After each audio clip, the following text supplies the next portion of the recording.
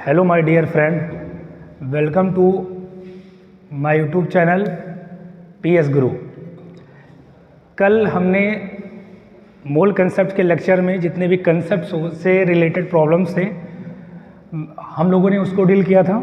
आज के लेक्चर में हम बहुत सारा न्यूमेरिकल करेंगे और आज के लेक्चर में बहुत सारे इंपॉर्टेंट न्यूमेरिकल करेंगे। एनसीईआरटी से भी रिलेटेड न्यूमेरिकल्स करेंगे।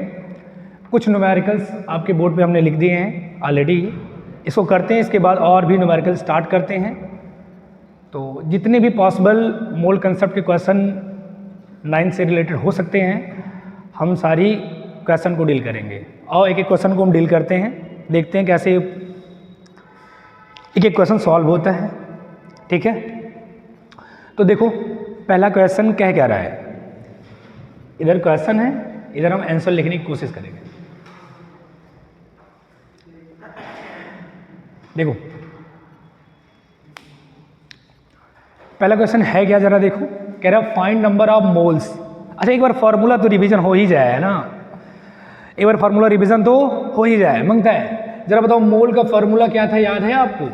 Given mass upon molar mass, given mass upon molar मास। ये एक मोल का फार्मूला याद आया कि नहीं याद आया आपको? दूसरा फार्मूला हमने आपको ये बताया था कि अगर आपको पता करना है नंबर ऑफ एटम, क्या पता करना है? नंबर ऑफ एटम या नंबर ऑफ मॉलिक्यूल पता करना है, मॉलिक्यूल्स। अगर आपको नंबर ऑफ एटम या नंबर ऑफ मॉलिक्यूल्स पता करना है तो होता क्या था, वही फिर सीधे सीधे कर दो, डायरेक्ट कर सकते हो। Given mass upon molar mass, given mass upon molar mass into Avogadro number. समझ रहे हो? ये नंबर ऑफ एटम या नंबर ऑफ मॉलिक्यूल्स निकालने का ये फार्मूला हो गया। मैंने आपको बताया था कि भाई 1 ग्राम या एक मोल, कुछ भी हो, 1 मोल एनी पार्टिकल, कोई भी पार्टिकल 1 मोल हो तो जाहिर सी बात है वो एक अवागाद्रो नंबर के बराबर होता है। अवागाद्रो नंबर क्या होता है? कितने? 6.22 इंटू 10⁻23 पार्टिकल के बराबर होगा। और यही हो जाता है उसके एटॉमिक वेट के बराबर या फिर एटॉमिक मॉलिक्यूलर मास के बराबर हो जाता है ना, ऑफ द एटम्स और मॉलिक्यूल्स। समझ रहे हो? ये जितनी फार्मूले आपको क्या क्लियर हो रहे हैं? फार्मूले सारे क्लियर हो रहे हैं क्या? कोई डाउट है तो जरा मुझसे पूछो। एक फार्मूला और मैं लिख देता हूँ मोल का। जब हम आइडियल गैस की बात करेंगे ना, आइडियल गैस की, तो आइडियल गैस का के लिए अगर मोल्स की वैल्यू कैलकुलेट करनी हो तो एक और फार्मूला होता है ना, for ideal gas. For ideal gas, ideal gas के लिए एक फार्मूला होता है ना, उस फार्मूला होता है, जरा देखो, होता है मोल बराबर है ना वॉल्यूम इन लीटर, ऐसे volume in litre at STP. STP का मतलब समझते हो? स्टैंडर्ड टेम्परेचर प्रेशर, इसको कहते हैं एसटीपी। स्टैंडर्ड कंडीशन में टेम्परेचर कितना रखोगे? 0 डिग्री सेल्सियस, और प्रेशर कितना? 1 atm। उस पे वैल्यू क्या है? Upon 22.4 litre. समझ रहे हो? एक और मोल का फॉर्मूला हो गया। ये भी फार्मूला यूज करेंगे इस क्वेश्चन में। अरे समझ रहे हो? इस क्वेश्चन में कौन सा फार्मूला यूज करेंगे? ये वाला। ये भी नंबर ऑफ मोल्स निकालने का फार्मूला है। तो फार्मूला मुझे लगता क्लियर हो गया। सही है, तो आओ हम क्वेश्चन स्टार्ट करते हैं, वही अपने पुराने कंसेप्ट। देखो अब हम पहला क्वेश्चन सॉल्व करते हैं। देखो क्वेश्चन सॉल्व करने का अप्रोच क्या रहेगा। पहले हम देखो क्वेश्चन सॉल्व करने का अप्रोच होता क्या है, हम गलती क्यों, मुझसे क्वेश्चन गलती क्यों होती है, पहले ये सुन लो। देखो क्वेश्चन को जब तक आप खूब अच्छे से पढ़ोगे नहीं तब तक क्वेश्चन क्लियर होगा नहीं। पहले एक बात, क्वेश्चन को पहले खूब अच्छे से पढ़ो और इसके बाद क्वेश्चन को रिलेट करना सीखो कि मतलब ये ऐसे क्वेश्चन को हम किस, है ना, फॉर्मूले से डील कर सकते हैं। समझ रहे हो?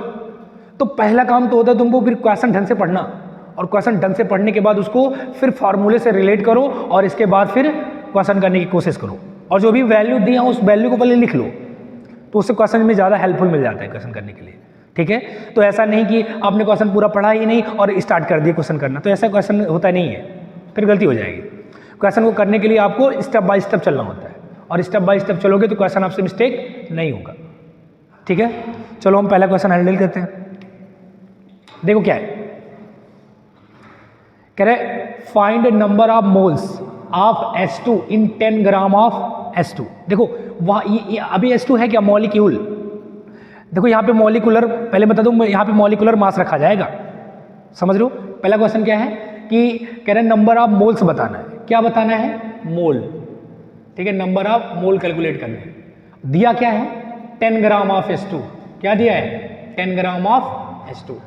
10 ग्राम ऑफ H2 दिया हुआ है, और क्या कैलकुलेट करना है, मोल। तो बताओ मुझे, क्या मोल का फॉर्मूला डायरेक्ट लगा के कैलकुलेट कर सकते हैं? इसमें बहुत कुछ सोचना है अपन को क्या? नहीं नहीं नहीं, बहुत कुछ सोचना नहीं है, सीधा तो डायरेक्ट फॉर्मूले का क्वेश्चन है।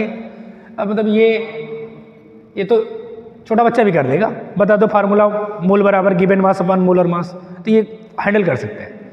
तो जरा बताओ मोल का मतलब क्या हो गया, गिवन मास। तो मास कितना गिवन है, 10 ग्राम। कितना गिवन है, 10 ग्राम। और बताओ H2 का मॉलिकुलर वेट कितना हो जाएगा, 2 हो जाएगा। कितना हो जाएगा, 2। तो बताओ मोल कितना आ गया, 5।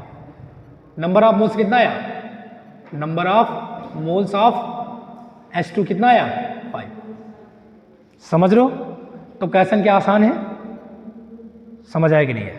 क्वेश्चन में कुछ भी तो नहीं करना। पहले मैंने क्या किया, पहले मुझे क्या क्या गिवन है वो मैंने देखा, क्या निकालना वो देखा, सीधे डायरेक्ट क्वेश्चन पे फॉर्मूले पे रख दिया, क्वेश्चन को देख के फॉर्मूले पे रख दिया। ओके, पहला क्वेश्चन क्लियर है क्या? अब मैं आगे बढ़ूं सेकंड क्वेश्चन के लिए। ओके चलो सेकंड क्वेश्चन देख लूं। कह रहा है find number of mass calculate करना है ऑफ 0.25 ग्राम ऑफ N2। अब मुझे उल्टा दिया हुआ है, देखो मोल दिया हुआ है, और मॉलिकुलर वेट तो हम निकाल सकते हैं N2 का, और पता क्या करना है, मास पता करना है। तो ये सब क्वेश्चन बड़े इजी हैं। देखो करोगे क्या आप, मोल का एक ही फार्मूला होता है, वेट या फिर मास अपॉन मोलर मास। यही तो, मुझे बताओ मोल कितना गिवन है, मोल कितना गिवन है, 0.25। बताओ क्या निकालना है, मास। मॉलिकुलर वेट N2 का कितना होता है, 28। अरे भाई नाइट्रोजन का कितना हो गया, 14, और N2 है तो फिर दुगने से मल्टीप्लाई कर दो, तो कितना हो गया, 28। तो 28 कर दिया,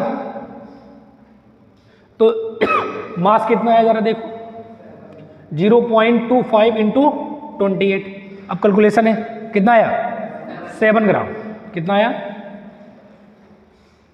कैलकुलेशन सही किए हो ना, कितना आएगा, 7 ग्राम। क्लियर है? तो ऐसे क्वेश्चन में आपको डाउट होंगे क्या, कुछ अच्छे क्वेश्चन मांगते हैं अपन को, है ना। ये तो बड़े अच्छे अच्छे क्वेश्चन नहीं है, मतलब बहुत बेसिक से क्वेश्चन है ये, और भी हम क्वेश्चन हैंडल करेंगे। पहले तो क्वेश्चन को आप नोट कर लो, मिटा दो क्या इसको। हम लोग हो सकता है न्यूमेरिकल की कम से कम 2 वीडियो बनाएंगे, है ना। 2 वीडियो बनाएंगे तो भी जितने भी बेसिक क्वेश्चन होंगे सारे क्लियर हो जाएंगे।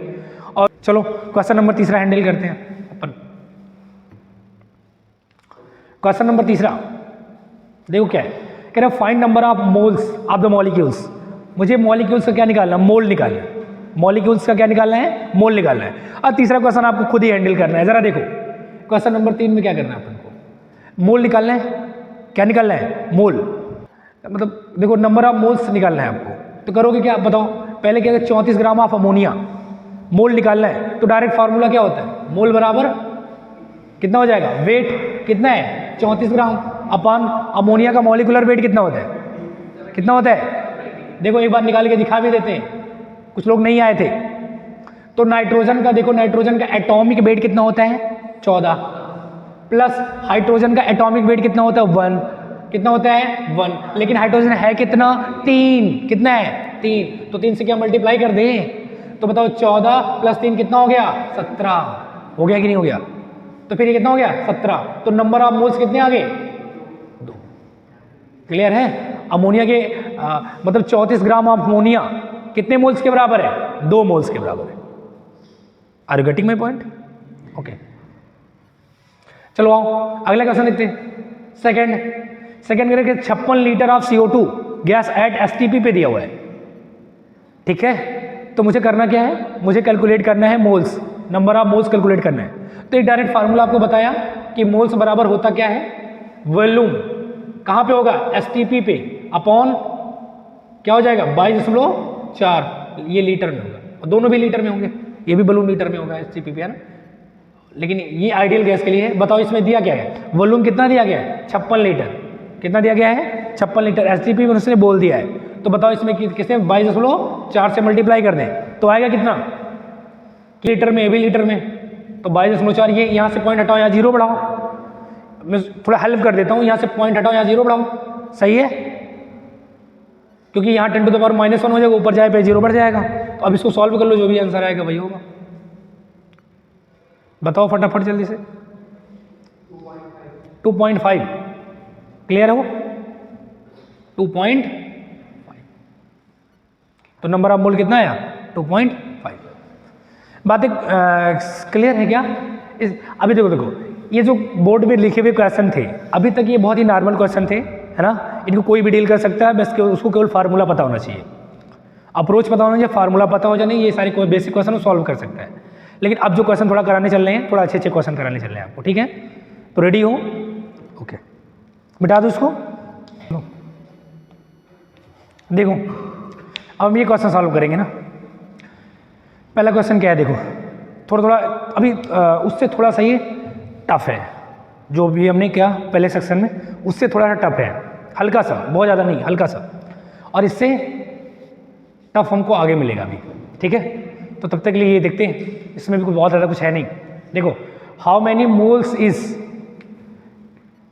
12.044 into 10 to the power 20 atom of helium. कह रहा है अपने क्वेश्चन, देखो क्या कह रहा है, कह रहा हाउ मैनी मोल्स, कितने मोल्स हैं इतने एटम ऑफ हीलियम में, इतने एटम ऑफ हीलियम में कितने नंबर ऑफ मोल है, समझ लो। तो नंबर ऑफ मोल्स फाइंड करना है। तो क्या मैं बोल सकता हूं कि एक स्टैंडर्ड रिलेशन हम लोग पढ़े थे, याद है हमको, कि हमने कहा था कि देखो जरा, एक मोल बराबर होता है अवोगाद्रो नंबर के 22 इंटू 10 to the power 23 के बराबर होता है, और यही उसके जो होता है मॉलिक्यूलर वेट के बराबर होता है। ये तो पढ़े थे ना हम लोग, तो यही रिलेशन एक बार अप्लाई करते हैं।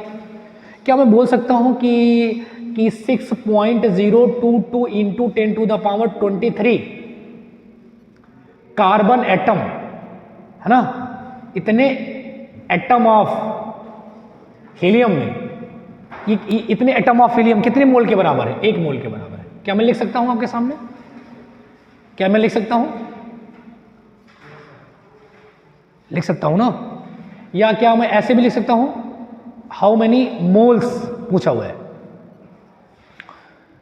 तो कितने मोल्स होंगे इतने हीलियम एटम में। तो बताओ इतने एटम ऑफ हीलियम में 1 मोल है, तो कितने में पूछा है 12.044 into 10 to the power 23 atom of helium में पूछा है। तो कितना हो जाएगा जरा बताओ, 1। अब देखो ये ऐसे क्वेश्चन को सॉल्व करते, ये ऊपर 1 है तो 1 कर दिया, और ये नीचे ये वाला डिजिट इधर का नीचे ले आओ, तो कितना हो जाएगा 6.02 इंटू 10 to the power 22, ये 22 है ना, 23, ठीक है, इंटू कर दो ये वाला, समझ लो, ये ऐसा पढ़ते हो ना, मैथ के स्टूडेंट हो भाई। तो कितना हो जाएगा 12.044 इंटू 10 to the power 23। तो टोटल कितना आ गया जरा बताओ, सॉल्व करोगे इसका दुगना है, देख लो। तो इतने, क्या मैं बोल सकता हूं कि 12.044 into 10 to the power 23 atom of helium कितने मोल्स के बराबर है, 2 मोल्स के। और ऐसे भी देखो, अरे 1 मोल 6.022 इंटू 10 to the power 23, और इसका डिजिट कैसे, उसका दुगना है, तो 2 मोल से डायरेक्ट हो जाएगा ना, ऐसे ही। लेकिन स्टार्टिंग में समझ में नहीं आते, स्टार्टिंग में जब क्वेश्चन देखोगे आप तो समझ में नहीं आते, इसलिए ऐसे क्वेश्चन को सॉल्व किया जाता है, फिर आपकी एक थॉट बन जाती है उसके ऊपर, फिर दोबारा अगर क्वेश्चन में ऐसा आएगा तो ऐसे डील करना क्वेश्चन को। अच्छा 12.02 कहीं ये अवोगाद्रो नंबर के बराबर तो नहीं है, उससे मल्टीपल तो नहीं है, अगर है तो बस, क्योंकि मुझे पता है कि एक अवोगाद्रो 1 मोल के बराबर होता है, तो फिर ये 2 है तो 2 मोल के बराबर हो जाएगा, डायरेक्ट क्वेश्चन है। तो कोई हार्ड लगा क्या क्वेश्चन, नहीं हार्ड नहीं है ना। अच्छा दूसरा देखो, दूसरा कह रहा हाउ मैनी मोल्स, कितने मोल्स हैं are there in 42 gram of helium, helium atom है, 42 ग्राम ऑफ हीलियम एटम है, तो कितने नंबर ऑफ मोल्स है। तो भी ये तो सिंपल क्वेश्चन है, बताओ क्या हो जाएगा। 52 ग्राम हीलियम का एटॉमिक वेट कितना हो जाएगा 4 इंटू, हाँ बस हो गया, सॉल्व कर लो तो कितना हो जाएगा 13, 13 चौके 52, तो क्वेश्चन सॉल्व है, इतने हो जाएंगे। आओ क्वेश्चन नंबर 3 देखते हैं। करेक्ट कन्वर्ट इनटू मोल, नहीं क्वेश्चन नंबर 3 है कि मोलर मास निकालना है। एक बार मोलर मास फिर से देख लेते हैं, क्योंकि ये वीडियो एटम एंड मॉलिक्यूल का है ना, और हमने बेसिक लेक्चर पढ़ा दिया सारा, उसका वीडियो नहीं बना पाए थे, तो इसमें हम देखते हैं ना, थोड़ा सीख जाते हैं कि यही यूज़ है।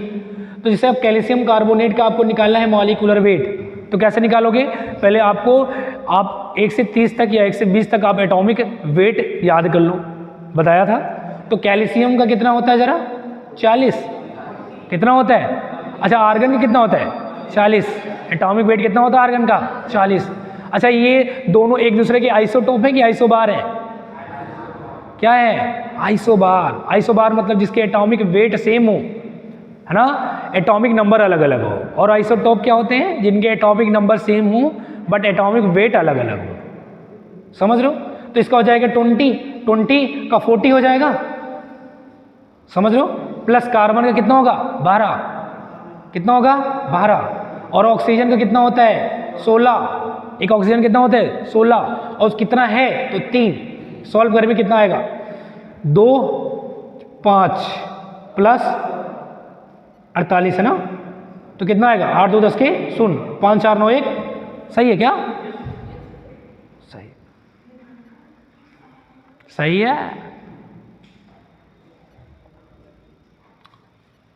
अच्छा एक यूनिट, जैसे कि ये क्या है कैलकुलेट मॉलिक्यूलर वेट, अच्छा इसको यूनिट में देखना, फॉर्म में देखना चाहो तो कैसे लिखोगे।